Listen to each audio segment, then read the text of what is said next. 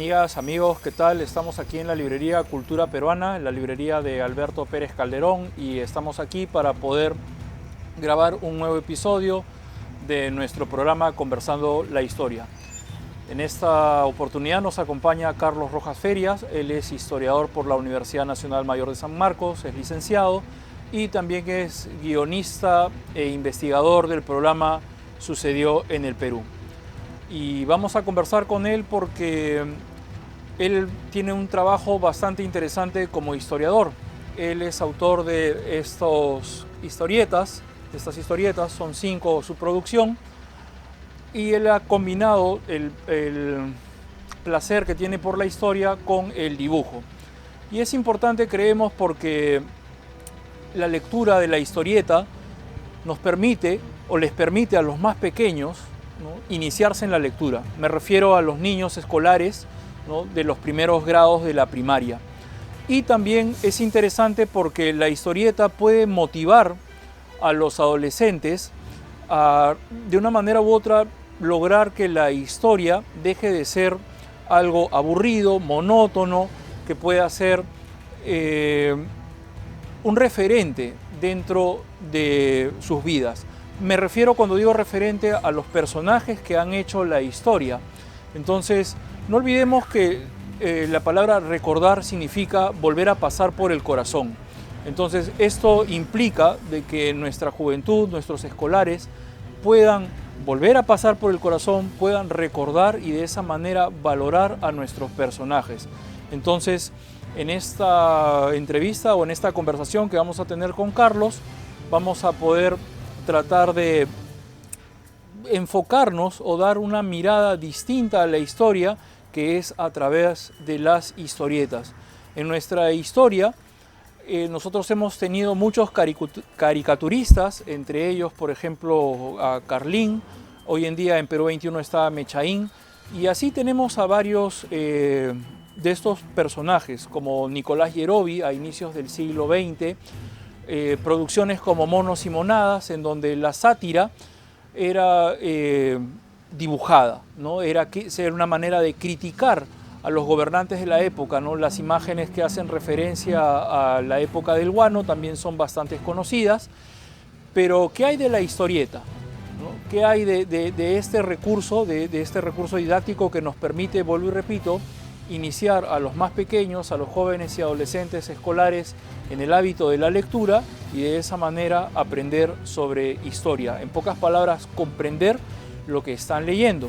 Entonces, es por eso que estamos aquí en esta librería Cultura Peruana, ubicada aquí en Miraflores, con el historiador Carlos Rojas, con quien empezaremos a conversar sobre su trabajo y a quien le damos una calurosa bienvenida. Bueno, entonces empezamos esta conversación con Carlos Rojas, ¿no?, a quien le damos una calurosa bienvenida en esta mañana fría de septiembre. Y él es historiador, pero tiene una relación un tanto extraña con la... ¿Cómo fue? Claro, en una oportunidad que tuvimos en la Casa de la Literatura, yo estaba en una mesa y presentaba la mesa Juan Acevedo, el gran historietista peruano. Y al darse cuenta de mi formación de historia en San Marcos, pero a la vez también que elaboraba historietas, dijo esa relación incestuosa entre la historia y la historieta que tiene Carlos. Y lógicamente el auditorio estalló en carcajadas. Y fue algo muy simpático, ¿no? Porque en realidad mis dos pasiones son la historia y la historieta, ¿no? Bueno, es una anécdota bastante jocosa, ¿no? Pero bromas aparte, definitivamente la historieta es un recurso didáctico que en primaria, en educación primaria, se puede utilizar bastante, ¿no? Porque de pronto, si yo le presento este libro a un niño, ¿no? Este libro es de Juan José Vega, ¿no?, de Manco Inca, y tú tienes un trabajo sobre Manco Inca. Claro, ¿no? el Inca y el Cabamba. No, el Inca y el Cabamba, donde también mencionas a Cahuide. Exactamente, ¿no? Y claro que es un nombre que se le impone después a Cahuide, que finalmente es un capitán inca el que, claro, que se enfrenta a los españoles. Es un libro en otro formato, el mío es ya con caricaturas, tiene bastante colorido, bastantes imágenes. Claro. Bien, al punto al que yo quería apuntar era que de pronto hoy en día, por la falta de costumbre que tienen los niños y los adolescentes de leer como no se ha generado el hábito de la lectura, entonces, ¿cómo podemos generar de una manera u otra uno, desarrollar el hábito de la lectura, y dos, conocer a los personajes? Porque yo no sé hasta qué punto tú podrás estar de acuerdo conmigo, pero en mi experiencia como profesor, yo siento que la historia es ajena a los estudiantes, ¿no? ¿Por qué razón? Porque uno dice Bolognesi, dice Grau, dice Pizarro, Atahualpa, y lo ven como algo que está súper lejos. Mira, a veces ha habido una forma de contarla en el que el héroe se le llama Don, por ejemplo. Entonces hay un Don José de San Martín, Don Simón Bolívar, y hay un distanciamiento a veces, hay una sacralización muchas veces de los personajes, y al final el lector juvenil de ahora, con una forma más rápida de ver todo, tiende a ver lo que es muy distante, ¿no? O sea, como que piensa que estos personajes no pueden ser tan reales. Claro. Por la forma como se les da a veces y son casi perfectos, ¿no? O sea, exacto, no tienen errores. Exacto, no tienen errores. Son pura virtud. Exactamente. Son de otro planeta, ¿no? Claro. Entonces, la manera, más bien, hay que aterrizarlos. Hay que demostrar que son seres como nosotros, que también se han equivocado, que tienen familia, por ejemplo. Es un dato muy interesante, que tienen hijos, tienen varios aspectos de su vida. Y eso es lo que hago yo en mis trabajos finalmente. Y yo me nutro mucho de los trabajos como el maestro Juan José Vega. Juan José Claro. Vega, cuando yo hice el libro Manco Inca, él fue uno de los primeros libros que revisé para digamos, meterme en el personaje y hacerlo de una manera más digerible para el lector. Claro. Ahorita tú acabas de publicar este libro, ¿no? O esta historieta, ¿no? Llamada Garcilaso, un Inca entre dos mundos. ¿Qué te impulsó a escribir sobre Garcilaso? Porque, ojo, sobre Garcilaso conocemos los comentarios reales y solamente se le da importancia al tomo 1, ¿no? Al que evoca al pasado glorioso de los incas, que todo tiempo pasado era mejor. Claro. El tomo 2 yo he tratado de buscarlo porque es el tema que habla sobre la conquista. Quisiera yo adentrarme ya personalmente en lo que es la visión de Garcilaso sobre la conquista, pero Garcilaso siempre está ahí, ¿no? Siempre está ahí, lo reeditan. Hay, de una manera u otra, en la universidad siempre es mencionado. Estuvo en los billetes, justo te iba a decir eso, claro, ¿no? Esto de Gonzalo Pizarro. Y él nos deja un gran testimonio de esa época. Porque la primera parte en la que él habla de los incas es una visión de parte, ¿no? Él está hablando de la nobleza. O sea, muchos dicen Garcilaso no fue tan exacto o exageró en vanagloria de los incas, pero realmente lo que él cuenta es la versión de los incas, de la nobleza incaica. Claro. Entonces es válida, es súper válida. Claro, súper válida. Es, digamos, tergiversada, exagerada, pero es una versión de un grupo de élite, ¿no? Entonces tenemos este personaje de una magnitud, de una gran talla internacional.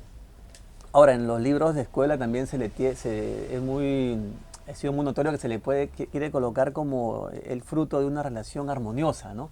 O sea, el capitán español, dicen que corteja a la princesa. Se casó, claro. Que no se casó nunca con la princesa inca, y surge este mestizo que es como lo mejor, ¿no? Que es lo que quiere ser el Perú. Esa versión la dieron pues José de la Riva Agüero, por ejemplo, ¿no? Claro. Pero uno cuando va leyendo se da cuenta de que el padre nunca aprendió quechua ni la madre español, ni castellano. Entonces fue una relación mucho más carnal, o de repente hubo afecto, pero no fue, digamos, un culebrón de telenovela, ¿no? Claro, claro. O sea, aquí hubo otro tipo de factores. Pero lo que no se puede negar también es que este capitán Sebastián Garcilaso quiso al hijo. Le tuvo un afecto, y es más, él menciona la palabra amor en el testamento hacia Gómez Suárez Figueroa, claro, que era el nombre de pila de Garcilaso. ¿No? Él adopta después cuando va. Claro, es una transición hacia su... Mira, este personaje que en la escuela solamente creo que es mencionado como el cronista, ¿no? El autor de los comentarios reales, pero es una historia que tiene mucho que enseñarnos, porque es, como tú bien lo has dicho, ¿no? Es el primer mestizo universal, famoso, que es producto de esta relación, y que los niños y adolescentes pueden llegar a conocerlo por medio de la lectura de una historieta, porque yo veo que en tu trabajo hay una bibliografía, ¿no? Exacto, sí. Hay una bibliografía, y eso implica una investigación. Entonces, al investigar, estás combinando, o estás, no combinando, yo diría, estás desarrollando tu tu profesión, que es la de historiador, ¿no? Sí. Entonces tenemos Garcilaso, un Inca entre dos mundos, y ojo, tu trabajo también tiene que ver con la guerra con Chile, ya hablaremos un poquito acerca de los otros tres personajes, pero a mí me llamó bastante la atención porque cuando yo conocí tus historietas, vi el de Manco Inca, ¿no? Que también es otro personaje que no está...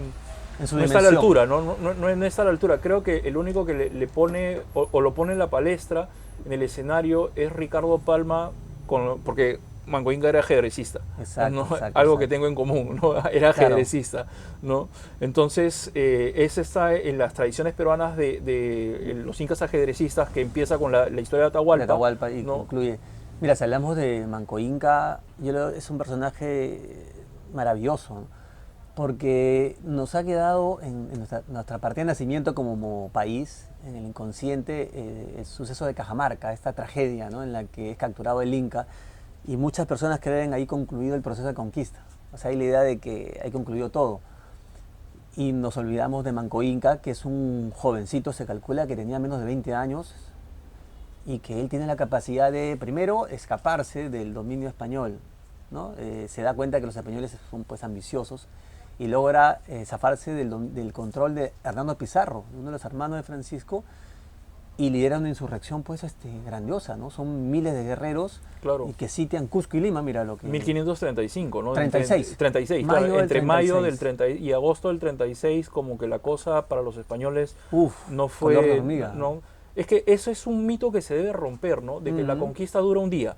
¿no? Que el 16 de noviembre de 1532 claro, es tomado Atahualpa, y se acabó el asunto, y de ahí lo tuvieron todo fácil. Más allá de que Marco Aurelio de Negri sí dice un apunte interesante, que los españoles la tuvieron fácil con respecto a movilizarse, ¿no? Por el Capac-Ñan. Exactamente, aprovecharon aprovecharon el sistema de caminos, y ya, eso estuvo bien. Y también las enfermedades que comentó una vez Jorge Locio también, que fueron pues terribles para la población nativa, ¿no? Claro, pero el punto es que la conquista no dura un día, tampoco es una cuestión de un año, sino Juan José Vega la sitúa en 40 años aproximadamente. No, y además está en las crónicas, o sea, los mismos españoles te van narrando cómo Manco Inca sitia Cusco personalmente, cómo monta a caballo además, o sea, supera el miedo inicial que han tenido lógicamente los nativos de aquí. Claro. Y él a caballo blanco en las alturas de Antaitambo liderando a sus tropas, o sea, es una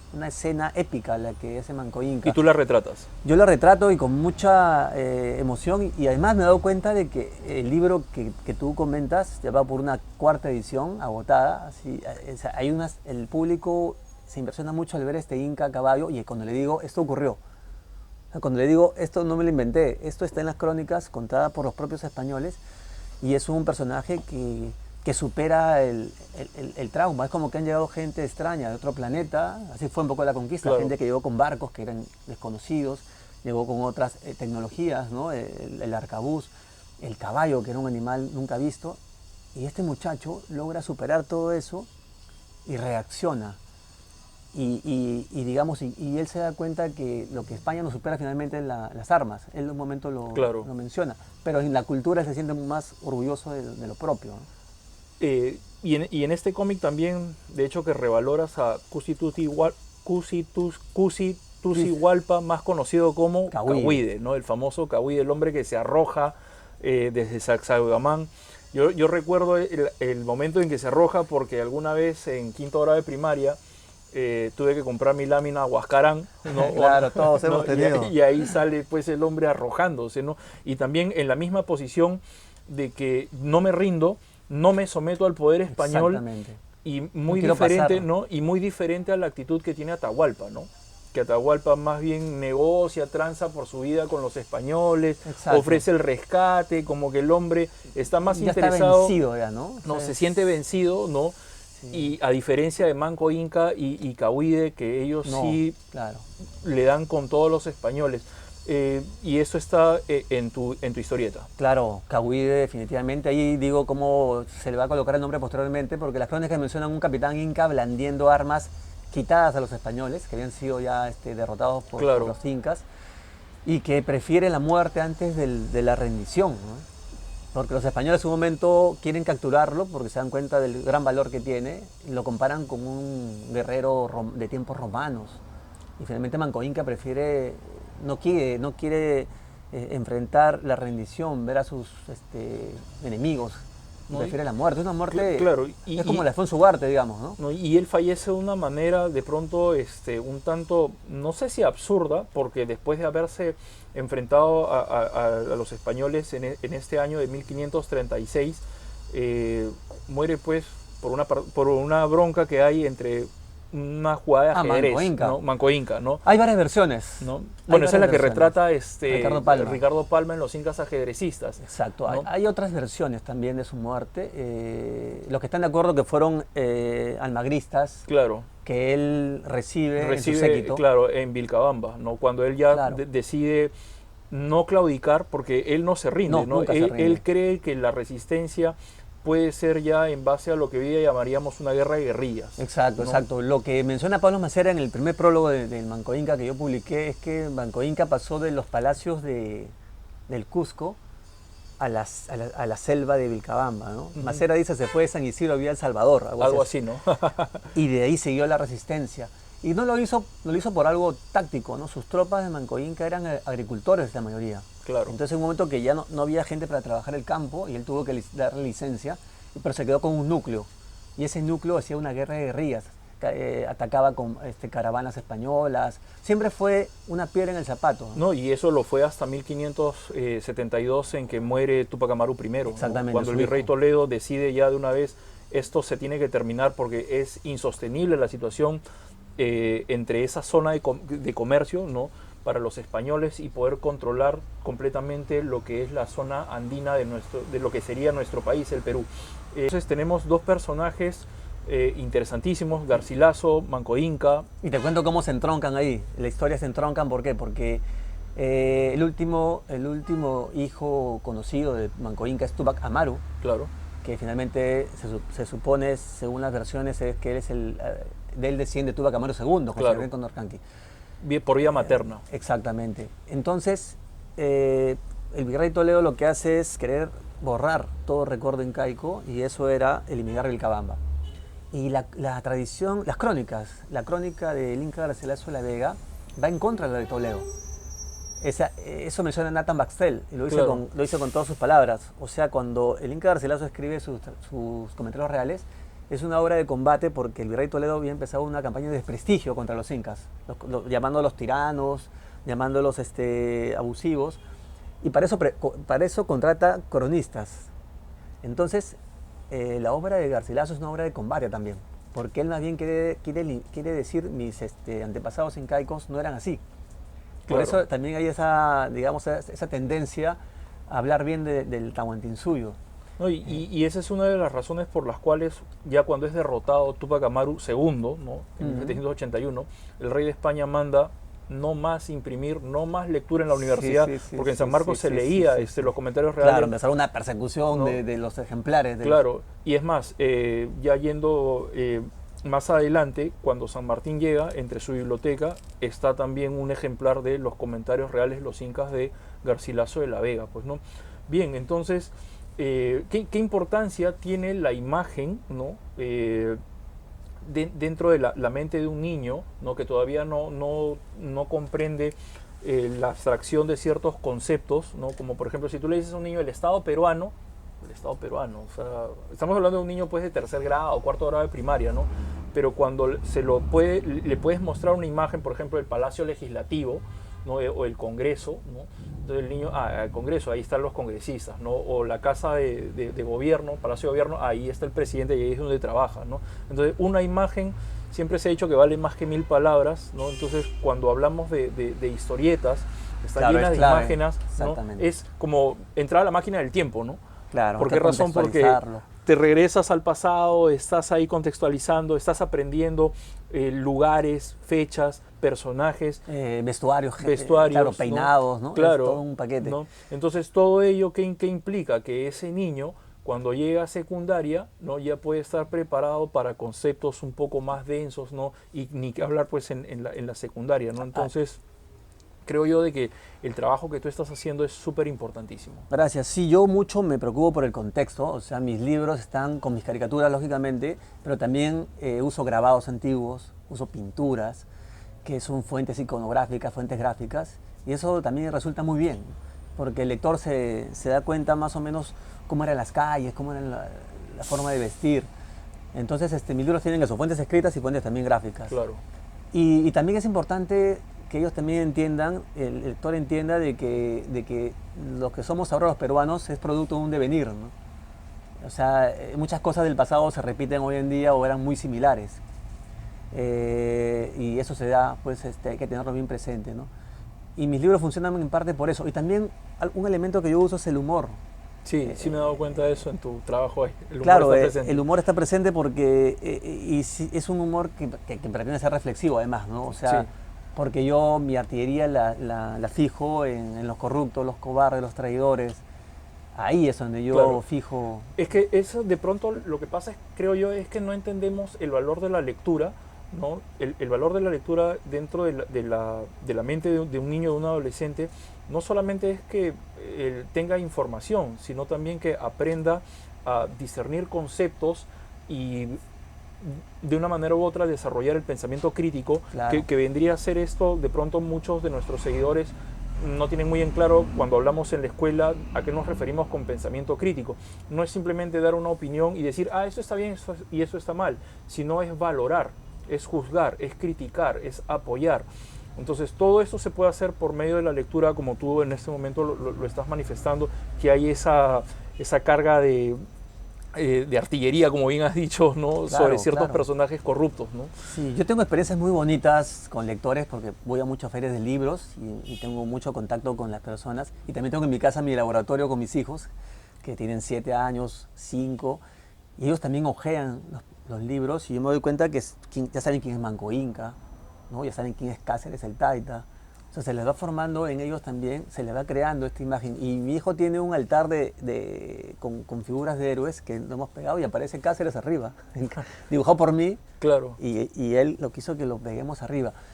Y eso también se ha motivado en los lectores, ¿no? En la gente que lee, porque a veces nos hemos quedado pues con una lectura de la historia en dos espacios, ¿no? A veces exageramos lo bueno tanto que ya no es una realidad. Y también vamos a lo negativo, ¿no? Claro. Donde los héroes no pueden haber hecho eso, ¿no? O sea, no creen lo que ha hecho el heroísmo de Grau, de Cáceres, de las Rabonas, de Alfonso Ugarte, como que no la creen porque había una visión demasiado negativa también de narrar la historia. Entonces el profesor de historia o la persona encargada de contar la historia tiene que tener bien claro eso, ¿no? Tiene que ser un hombre sin prejuicios. Claro. Que tenga la autoestima alta además, porque finalmente eso va a generar al ciudadano, ¿no? No, y es la tan ardua y difícil tarea de la objetividad, ¿no? ¿No? De que el historiador debe de una manera u otra simplemente limitarse a mostrar los hechos y que el ciudadano o el niño, el adolescente, de una manera u otra se atreva a tratar de desarrollar su propio pensamiento, ¿no? Crítico, ¿no? Entonces vamos viendo que tenemos dos personajes súper, yo no diría olvidados, pero que sí los tenemos como que... Falta todavía contar, o sea, hacerlos más conocidos, no revalorarlos, en especial a Manco Inca, porque como tú bien mencionabas hace un momento, es un personaje de la élite incaica que se revela y que, ojo, él sería el antecedente, ¿no? De lo que haría Túpac Amaru después, ¿no? Claro, podemos convertirlo a Manco Inca en un símbolo de la nación peruana, de la resistencia, del amor propio, de o sea, su propia juventud, ¿no? Claro. Que otro joven se hubiera, no sé, visto desbordado, ¿no? O sea, tenemos un personaje que falta explotar aún y no tiene ningún monumento que yo sepa grande en el país. No tiene, digamos, una avenida. Por ahí hay una callecita, ¿no? Por allí. En San Miguel me parece que se llama Manco Segundo, ¿no? Sí, encima que le han puesto segundo claro, escrito, ¿no? No, claro. Pensaban que era su nombre. No, entonces... y el Manco 2, él claro, es Manco 2. ¿Y dónde está Manco 3, no? Bueno, pero tenemos estos dos personajes y es inevitable tocar a los personajes de la guerra con Chile. Alguna vez en el programa de Sucedió en el Perú, de las primeras temporadas, recuerdo que Tony Zapata decía que nuestros héroes, ¿no? Nuestros héroes surgen en la guerra con Chile, ¿no? Porque no tenemos héroes en la independencia. Claro. No tenemos, como por ejemplo, en Chile está O'Higgins o en Colombia está Santander, más allá de la figura de Bolívar o más allá de la figura de San Martín, ¿no? En cambio, exacto, en el caso peruano, no tenemos el héroe fundador de la independencia. Yo postulo que debería ser José de la Mar, pero eso ya es motivo de otro programa. Pero es solamente eso, ¿no? Una postulación. Pero nuestros héroes, como mencionaba Tony Zapata, como lo que te comentaba, es que surgen en la guerra con Chile. Y nosotros, que somos casi contemporáneos, nosotros llegamos a la guerra con Chile, uno, porque se celebraban los 100 años, ¿no? Claro, el centenario, ¿no? 1979 ¿no? Hubo... Y la editorial Navarrete, ¿no? Publicó este álbum, ¿no? Sobre la guerra con Chile, ¿no? Esta era la manera en cómo nuestra generación se acercó a estos personajes, ¿no? A Bolognesi, a Grau y a Cáceres, ¿no? Y de una manera u otra a los personajes principales, ¿no? Piérola, por ahí se me viene a la mente García Calderón, ¿no? Entonces tú tienes un trabajo, una trilogía sobre la guerra con Chile, ¿no? Sí, ¿puedes hablarnos un poco acerca de ello? Claro, primero un minuto para hablar de este álbum, pues que los que tenemos, somos base 4, somos cuarentones, o hasta de repente un poco más, hemos visto estos álbumes, los coleccionábamos, que son una maravilla, ¿no?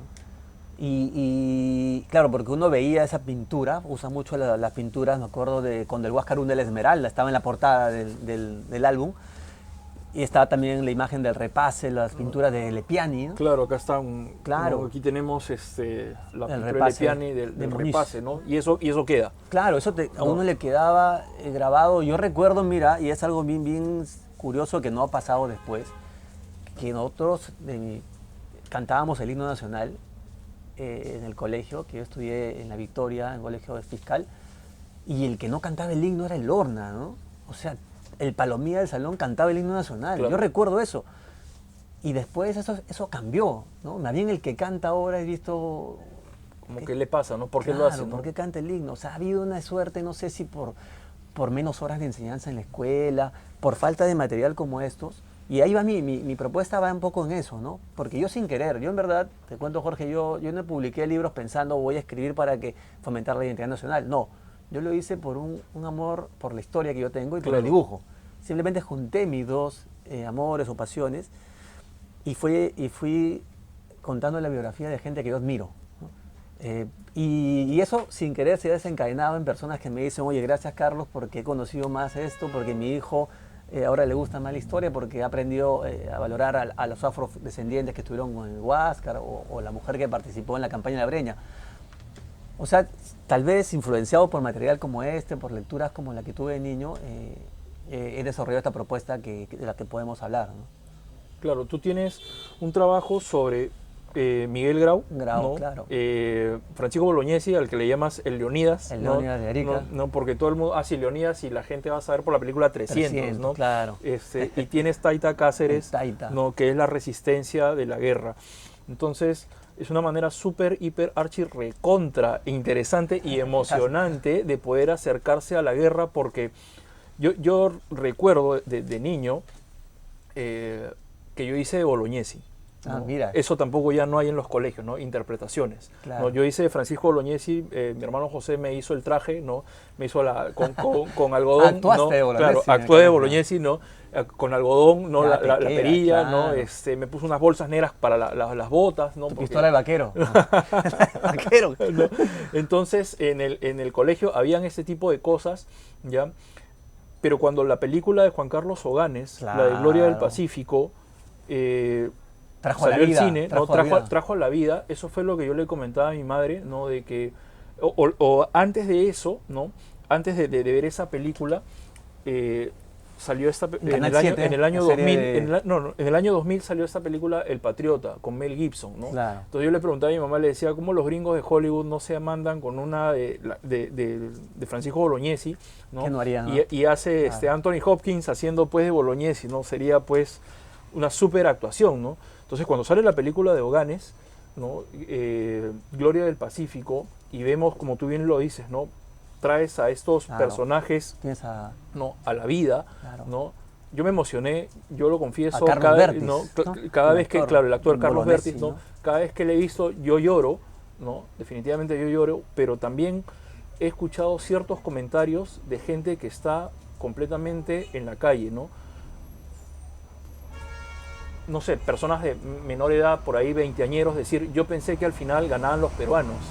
Claro. O sea, imagínate esa expresión, ¿no? Yo pensé que al final ganaban los peruanos, o sea, no se han enseñado. Pues. Claro, no sé, o se ha enseñado tan mal, tan ¿no? ligero. De que ya no es algo relevante, ¿no? Entonces, eso es algo que tiene que, de una manera u otra, ese vacío que hay en la educación peruana tiene que llenarse. Entonces, si no va a ser por medio de textos, como los que habían en los años arte, pues, ¿no? 50, 60, me refiero a Pons Muso, textos escolares me refiero, no estoy pensando tanto en cosas como la historia de Jorge Basadre, sino en textos escolares como de Alfredo Reaza Costa, claro, o Gustavo Pons Muso.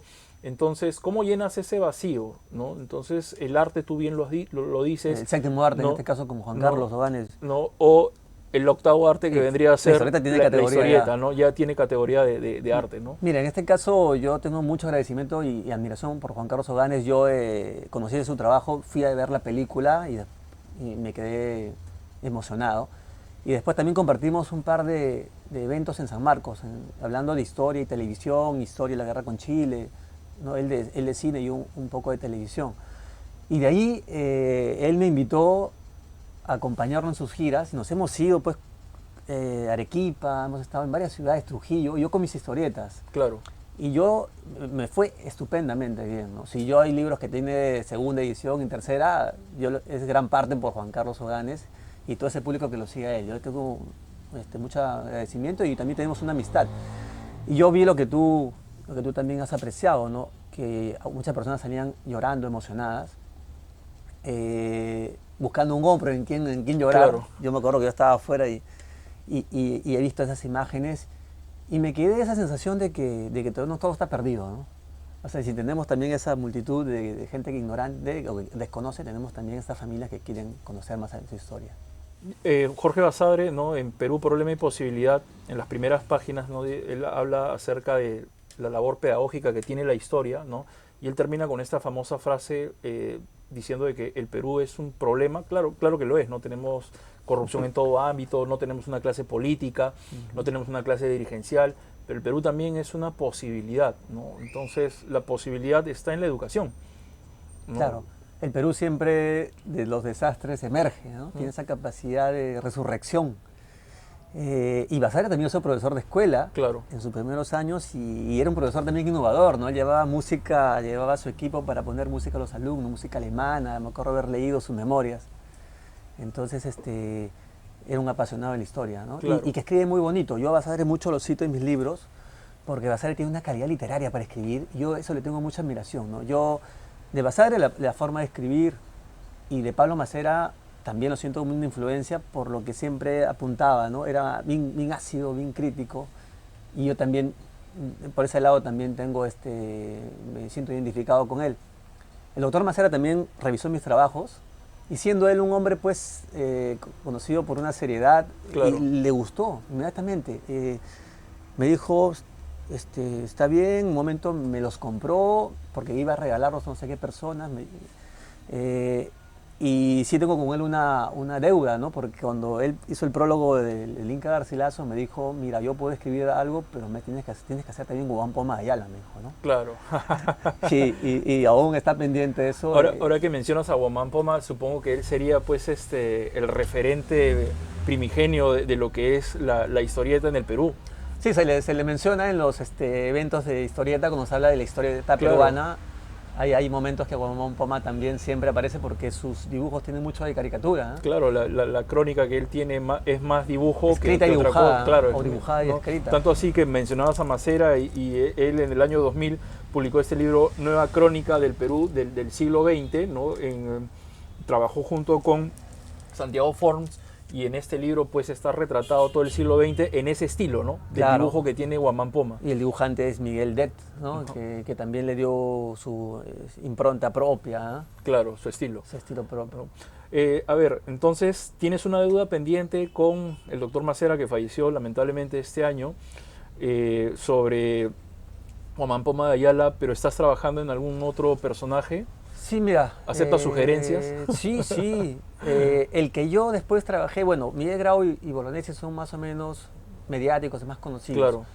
Pero el que yo trabajé, que era una deuda que tenía, y una deuda que básicamente surgió de la mamá de mis hijos, de Juliana, que ella me dijo, tienes que hacer a Cáceres, ¿no?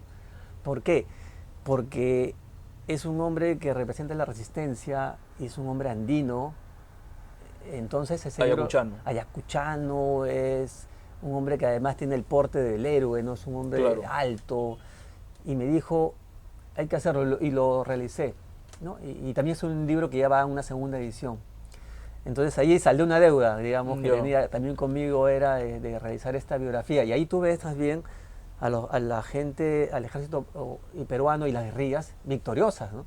Porque en la zona del Valle de Mantaro los chilenos fueron expulsados, ¿no? Claro. Entonces tienes otra versión, no solamente contar estas derrotas heroicas que existieron como Angamos o Arica, donde estos personajes tienen el valor de poner el pecho cuando, digamos, era todo negativo, era una derrota ya cantada. Claro, ¿no? Sabían que iban a morir. Claro, pero van y dan todo lo mejor que pueden dar. Por eso que no podemos ser nosotros, no podemos ser mezquinos. Mucha gente dice... O indulgentes. Claro, decir... ¿Por qué hablar de gente que perdió? Caramba, esa gente dejó sus hogares, en el caso de Grau, dejar niños en su casa y ir y saber que va a morir, ¿no? Y va a dejar una herencia al menos de valor a sus hijos, ¿no? Y otra cosa, a ver si aprenden algo los políticos, era diputado, ¿no? Claro. En el momento en que está de la guerra, él está sentado en una curul y tranquilamente se pudo haber quedado en la curul y no, aquí no pasa nada. Igual Bolognesi ya, digamos... estaba retirado, jubilado. Y cuando él pide enrolarse en el ejército, no pide ir a digamos, a lo que se llama... El Estado Mayor, estar en una oficina, exactamente, sentado planificando en un la escritorio, guerra. Claro, planificando la guerra, la estrategia, ¿no? Él se va al frente donde las papas queman. Donde las papas queman, claro. Exactamente. Y junto con él, gente joven como Ramón Zavala, ¿no? Hacendado propio, ricos, ¿no? Pues siempre mencionamos para decir el que lo deja todo es Alfonso Ugarte, pero Ramón Zavala también es otro. Era su compadre, de ¿no? la misma condición social y económica. Entonces... en mi libro están todos ellos, ¿eh? O sea, es no solamente hablo del pueblo, pero también, digamos, involucra a todos los actores, ¿no? Es que la guerra con Chile es algo que atrapa a todos, no solamente podemos, porque es interesante, sí, hacer historia popular de las guerrillas y todo eso, pero hay que también ver también cómo la clase pudiente se vio afectada por la guerra. Y hubo en la clase pudiente gente que también dio la talla, ¿no? Claro, que dio la talla. Alfonso Ugarte y Ramón Zavala, vuelvo y repito, son la clara muestra de eso, ¿no? Ugarte también merece una reivindicación todavía. Y más allá de si se lanzó o no se lanzó el caballo. Como por ahí escuché en alguna entrevista, ya se había lanzado el caballo antes de que empiece la guerra. Claro, Basadre dice eso. Claro. O sea, claro, porque él ya se había entregado. Ya se había entregado, pues, ¿no? Él sabía que tenía que inmolarse, pudiendo todas para no estar ahí, ¿no? Claro. Que tenía todas para darse la fuga, evadir, como hoy en día es muy común, ¿no? ¿Te imaginas tú, como mencionaste, a los políticos de ahora, o a los militares tal vez? Yo estoy seguro que hay gente con mucho valor, pero en esa época peleaban los generales, ¿no? Claro. O sea, en esa época peleaban los coroneles iban adelante, ¿no? El caso de Cáceres, siempre en las batallas iba a acabar herido, con una rodilla destrozada. Aun cuando lo que vaya a decir pueda sonar polémico, y ese es también el propósito de este programa, el mismo Nicolás de Piérola, ¿no? O sea, también se pone a la cabeza. Sí, claro, ¿no? Claro, él no muere porque, bueno, por la fortuna porque tuvo que suerte, las balas... ¿no? Sí. ¿no? Pero el hombre está ahí, ¿no? O sea, una pésima estrategia, pero estuvo ahí. Claro, ¿no? las balas le silbaron, digamos, claro, le silbaron por la cabeza. No, sería algo interesante ver hoy en día quién está dispuesto a... ¿no? Claro, hoy en día la tendencia es más bien, no, hay una separación mucho más que quienes van al frente y quienes están atrás. ¿Ahorita estás trabajando en algún otro personaje? Sí, mira, tengo... ¿O lo estás reservando? No, te lo puedo contar. Tengo ya trabajado en Libertadores, en la Independencia, pero Libertadores populares.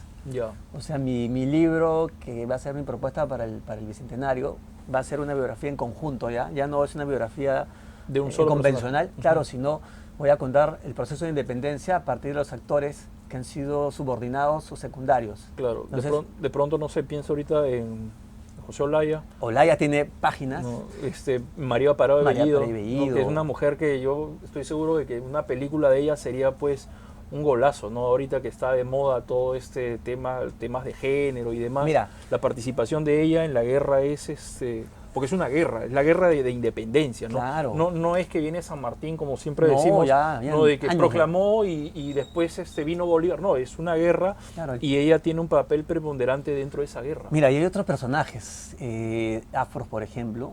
Leí el libro de Maribela Rucea, historiadora sanmarquina, y ella en su relato sale un personaje que es espectacular. Es un personaje que cuando llega a San Martín, es un afrodescendiente, se pliega a la causa patriota y sirve de espía. ¿No? Antes de que San Martín llegue, ya le está ya viendo información. Y en un momento determinado lo persiguen las fuerzas realistas porque lo tenían ya en la mira. Y él, antes de caer e informarles, prefiere arrojarse, como fue su arte. Y los españoles mismos en su parte mencionan, ¿no?, que él antes de ser capturado lanza gritos y uno dice prefiero la muerte antes de ser derrotado o capturado, lo dice en el informe. Y después, como cayó al mar, porque es una caída de una pendiente, también mencionan las fuentes españolas de que fue sacado por sus compañeros y sepultado con una ceremonia tipo de héroe, ¿no?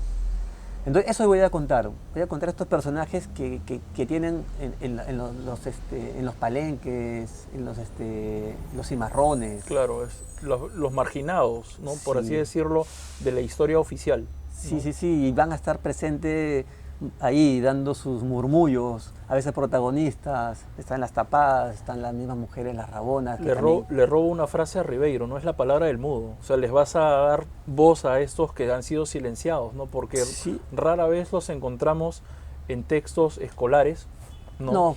Acabas de mencionar el trabajo de Maribela Relucea, pero ella es pues una historiadora que publica, sí, es cierto, pero que llega para un sector muy reducido, ¿no?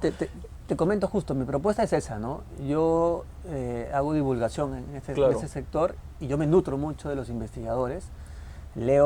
Trato de leer a los investigadores, historiadores que están cada día aportando más. Entonces yo les agradezco a ellos, ¿no? Ahí está la doctora Liliana Regalado, Daniel Morán, que estuve leyendo hace poco su trabajo sobre la prensa, cómo estuvo la prensa chilena, argentina y peruana en la época de la independencia. Finalmente mis libros, como se mencionó al inicio, tienen una bibliografía que me sustenta y también hay a cada momento citas. Claro. Hay que hacer eso, yo creo, definitivamente, ¿no? Hay que hacer eso para que porque hay que hacer identidad nacional en un país como el nuestro, sobre todo, con un sustento histórico. No hay forma. De hecho, o sea, no hay otra forma. Entonces tenemos aquí a Carlos Rojas, quien es historiador y amigo de las historietas, ¿no? Entonces nos ofrece 5 personajes, ¿no? 3 de la guerra con Chile, ¿no? Miguel Grau, Francisco Bolognesi, Andrés Avelino Cáceres, ¿no? Y de la resistencia incaica frente a la conquista, a Manco Inca, también menciona a Cahuide y a un testigo de la época como fue el Inca Garcilaso de la Vega, que es su más reciente producción. Quisiera hacerte una pregunta. Mario Vargas Llosa dice que si él tuviese que rescatar alguna de sus novelas del fuego, sería Conversación en la Catedral, ¿no? Sería esa la que él se quedaría, ¿no? Porque para él le parece su mejor novela. Y yo concuerdo con Vargas Llosa en ese sentido. Si tuvieses que rescatar a uno de tus cómics del fuego, ¿a cuál sería?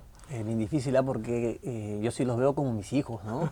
Entonces, si tienes 5 hijos, ¿a cuál salvas? ¿A cuál salvas, ¿no? Y a cada uno lo quieres porque es diferente al otro, ¿no? Claro, tienen características distintas. Claro, cada uno se hace querer de una manera distinta, ¿no? Es bien complicado. Pero sí,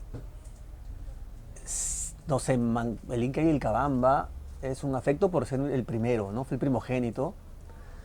y porque es un personaje que nosotros tenemos un poco más de fama. Entonces, no te digo que lo salvaría y moriría nosotros, pero sí le daría más propina tal vez, ¿no? Al Inca y el Cabamba, ¿no? Sí, de verdad. Nos sacaría al parque un poco más. Claro, como que el hombre marginado, ¿no? El que no le quieren muchos, ¿no? El desconocido. El desconocido. ¿No? El desconocido. Claro. ¿No? Sí, como que necesita un poco más de cariño. Porque la verdad es que desde los trabajos de JJ Vega yo no veo que se mencione a Manco Inca, ¿no? Y como hemos ya conversado, o sea, él lidera una revolución o rebelión, como se quiera ver, se quiera observar, pero que pone a los españoles con los pelos de punta. No, y todos los historiadores que han tocado el tema, Nathan Baxel, claro, el francés, Edmundo Guillén, Valdemar Espinosa, María Rostorowski también. Claro. O sea, William Prescott en el siglo XIX, claro. todos le dan su valor.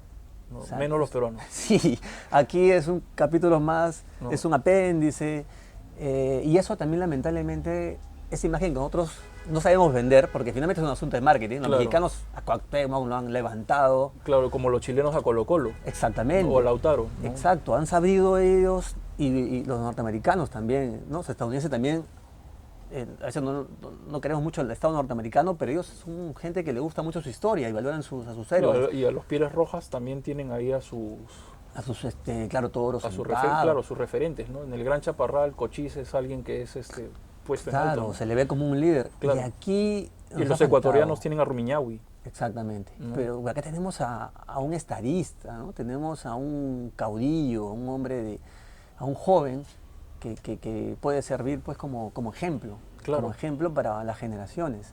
Entonces nos falta más esa difusión, y yo ya la 5ª edición la voy a sacar pronto, ya estoy trabajando algunos detallitos, porque mi colección sin Manco Inca está incompleta realmente, claro, está incompleta, y voy a trabajar una portada nueva y un poco más de información para que siga divulgándose. Bueno, aprovechando, Carlos, esta oportunidad que tú nos has brindado, quiero felicitarte por tu trabajo. Gracias. Nosotros nos conocimos por medio del profesor Ballenas, claro, pero llegamos no sé, a afianzar la amistad por los cómics, básicamente, o por las historietas, porque yo también tengo pequeños, ¿no? Entonces hay que de una manera u otra, como decíamos al inicio, ¿no? Que la historia deje de ser ajena, ¿no? Y a esos personajes del pasado, de una manera u otra, hay que tratarlos de traer al presente para que podamos aprender de ellos. No solamente es la historia, ese cliché de que aprendemos del pasado para no cometer los errores y proyectarnos al futuro, no, sino la idea también es revisar cuáles son sus valores. Exacto. De esas personas. Y mira, y justo tú hablabas que tú, representante a Bolognesi en un momento, ¿no? En la escuela fue, claro, ¿no? En la escuela. Y yo tengo una historia también personal ahí, ¿no? Porque llegó Halloween, que es esta fiesta extranjera, que yo en verdad en mi vida infantil nunca ni la conocía, pero hoy en día pues es popular, ¿no? Y con mi esposa negociamos eso, ¿no? Me dijo, oye, los niños tienen que salir a caminar. Yo dije, bueno, pero vamos con algo peruano. Y ella buscó las ropas de los incas. O sea, mi hijo fue un inca tipo Manco Cápac y mi hijita Mamahoyo. No te miento, Jorge, que fueron sensación. Debe haber Salimos desde la esquina y la gente decía, ese es el mejor vestuario que he visto. Después fuimos al centro donde el Parque Kennedy, que estaba lleno de gente, y se tomaban fotos cada 2 minutos. Venía Chucky, venía Freddy Krueger a tomarse fotos con mis hijos. Y ellos iban orgullosos, mis hijos iban con sus estandartes, su ropa incaica. Es también una forma de darle la vuelta, ¿no? al presente, ¿no? Porque yo estoy seguro que en los otros años mucha gente que vive también se va a dar cuenta que también puede ser Tupac Amaru, puede ser, yo imaginaba hasta, no sé, personajes que son considerados revolucionarios, ¿no? Y que van a provocar miedo de repente, más miedo que los personajes de terror, ¿no? Claro, de hecho, ¿no? Como decíamos en un momento, ¿no? Manco Inca metió miedo a los españoles, ¿no? Claro. Tanto así de que tuvieron que pedir refuerzos porque... Claro, Pizarro mandaba cartas. Claro, a Inés Guaylas, ¿no? Su concubina en ese momento, claro, ella... La suegra lo salvó. La suegra lo salva, ¿no? Que era una curaca, ¿no? Y que es la que manda pues el contingente que termina pues derrotando a las tropas cusqueñas, ¿no? Carlos, la verdad que yo te agradezco bastante esta oportunidad que nos has brindado de poder conversar sobre historia del Perú. Yo creo que hemos aprendido un poquito acerca de la historia de nuestro país. Tenemos en los cómics o en las historietas una manera, vuelvo y repito, de acercarnos, de traer al presente, ¿no? A nuestros personajes del pasado, que la historia deje de ser extraña para nuestros adolescentes, para nuestra juventud, para nuestra niñez. Y es un recurso que, vuelvo y repito, la lectura nos ayuda definitivamente a poder valorar el pasado, ¿no? A que los propios lectores puedan crear su pensamiento crítico, ¿no? Puedan crear su propia imaginación de lo que es el pasado nacional. Y la verdad que una vez más no me queda que decirte que muchísimas gracias y quisiéramos escuchar tus palabras finales. No, gracias a ti, a ustedes por la oportunidad de compartir mi propuesta, mi proyecto, y solamente pues continuar en la brega, ¿no? De divulgación, de difusión, de contar nuestra historia, que se haga mucho más conocida y que se interiorice entre los peruanos, porque solamente de esa manera pues seremos mejores personas, mejores ciudadanos y finalmente aportaremos a la ciudadanía como tiene que ser. Claro. Gracias, Carlos. Antes quisiera terminar con dos preguntas que ahorita se me acaban de venir a la mente, ¿no? En el siglo XX, un siglo tan difícil para el Perú, ¿qué personaje podría ser uno de historieta? En el siglo XX yo de repente me voy por escritores, ¿no? Me gustaría tal vez César Vallejo un momento, llegar a César Vallejo. Después hay otros personajes más de admiración, pero son ¿Alguna mujer del siglo XX? Mira, hace poco trabajé de Miguelina Acosta, que es esta primera abogada litigante que tuvo el Perú. Un personaje también maravilloso que trabajó muy cercana a José Carlos Mariátegui, ¿no? Y se fue pronto, lamentablemente murió pronto por una cosa así de salud. Eso, ¿no? Y una mujer que casi murió en el siglo XX y que yo le tengo mucha admiración. Y además, me has hecho recordar, yo trabajé un avance de historieta de ella, es Clorinda Mato de Turner. O sea, a ella sí me encantó su biografía. Es una mujer que entró a la política, que debatía en los periódicos, que es más, sufrió el asalto de grupos opositores a su imprenta, y en su imprenta trabajaban solamente mujeres. Todas eran mujeres, imprenta de Clorinda Mato de Turner, que era una mujer escritora, periodista y también... era multifacética. Claro, muy cercana a Cáceres. Claro.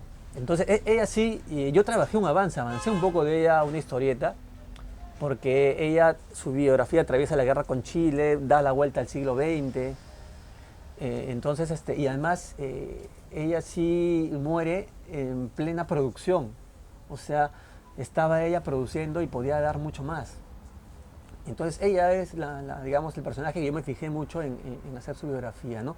Porque tenemos a su contemporánea, que es Mercedes Cabello, claro, que sí lamentablemente muere pues, con problemas mentales y es una vida más dramática. En cambio, a Clorinda Mato la tenemos en una muerte que le encuentra en Buenos Aires, en pleno auge, en plena capacidad, ¿no? ¿Te atreverías a hacer una historieta acerca de personajes controvertidos? De pronto Leguía, el presidente del Oncenio, o quizás el general Manuel Odría, famoso también por el Ochenio, ¿no? Sí, yo creo que sí estoy... Pero primero partamos cuando yo hago de los que quiero. Claro. Después pueden venir los otros. ¿Ya? Claro. claro. Porque los otros también están, pero digamos, primero voy a acabar con todos los que le tengo una admiración. Porque, claro, no, eso está bien, o sea, es con quien te sientes más cómodo. Pero creo yo de que por ahí es una historieta de Leguía, del Oncenio, sería también una interesante propuesta por la obra, ¿no? La obra que deja Leguía materialmente hablando, ¿no? Nos dejó más endeudados de lo que ya estábamos, pero el hombre... No, pero hizo, claro, él modernizó el país, ¿no? Y le dio también su lugar a Cáceres, ¿no? Claro. él como excombatiente, Leguía estuvo en la guerra con Chile, fue digamos, un soldado. Claro, claro. Y él está en la defensa de Lima. Claro, y el él... ejército de la reserva. Exactamente, y él valora mucho a Cáceres, le da categoría de héroe y también a los veteranos del Monitor Huáscar. Del Huáscar, claro, es con él. Los hacía desfilar y reconocimiento es con todo. él. Sí, claro, sí. Leguía también tuvo luces, ¿no? También tuvo, digamos, cosas de valorar, ¿no? Claro. Bueno, listo. Entonces ha sido Carlos Rojas Feria quien nos ha acompañado en este programa de Conversando la Historia. En este caso ha sido Conversando la Historieta y podemos encontrar tu trabajo, supongo que en cualquier punto de venta, como, no sé... Tengo una página web. ¿Ya? Una página web y también hay en las redes también, como Triple Historia. Sí, Triple Historia, sí. Y en la página web carlosrojasferia.com. Y sí, también está en algunas librerías y también también se le puede pedir a la librería El Caminante, es uno de los que tiene de Heber Domínguez. Trabajos. Claro, de Heber.